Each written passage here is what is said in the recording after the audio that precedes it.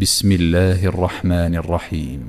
تبارك الذي بيده الملك وهو على كل شيء قدير،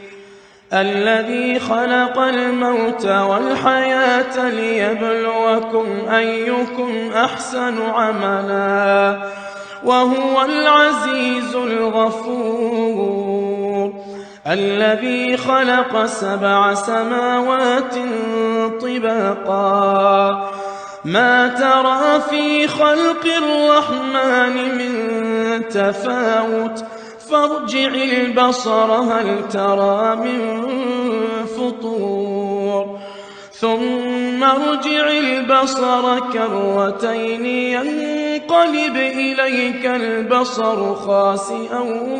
وهو حسير، ولقد زينا السماء الدنيا بمصابيح وجعلناها رجوما للشياطين وأعتدنا لهم عذاب السعير، وللذين كفروا بربهم عذاب جهنم وبئس المصير، إذا ألقوا فيها سمعوا لها شهيقا وهي تفور تكاد تميز من الغيظ، كلما ألقي فيها فوج سألهم خزنتها ألم يأتكم نذير، قالوا بلى قد جاءنا نذير فكذبنا وقلنا ما نزل الله من شيء إن أنتم إلا في ضلال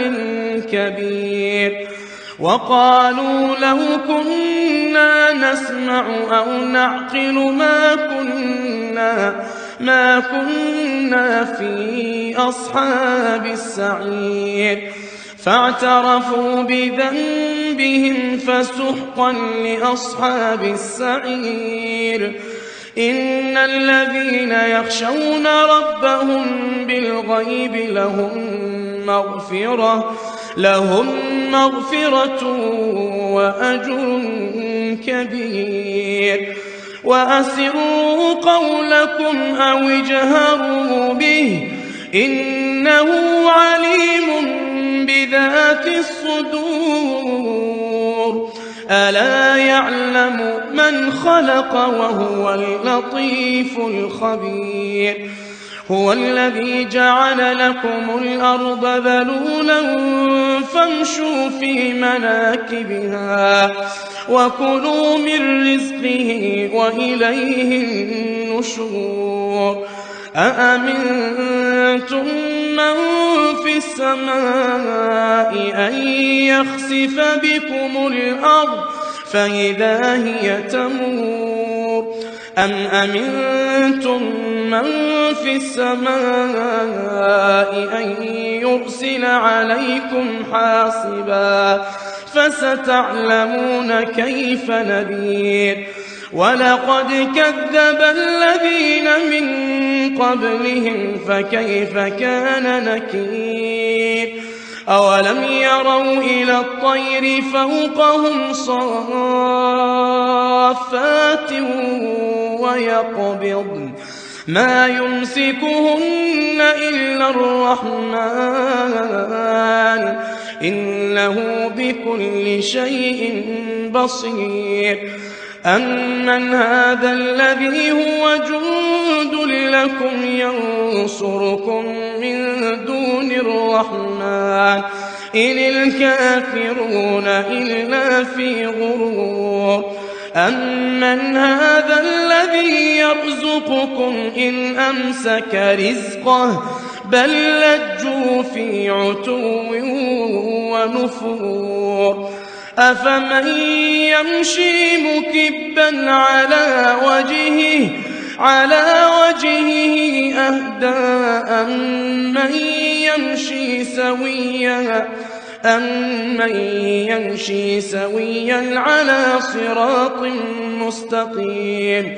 قل هو الذي أنشأكم وجعل لكم السمع والأبصار والأفئدة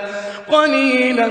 ما تشكرون قل هو الذي ذرأكم في الأرض وإليه تحشرون ويقولون متى هذا الوعد إن كنتم صادقين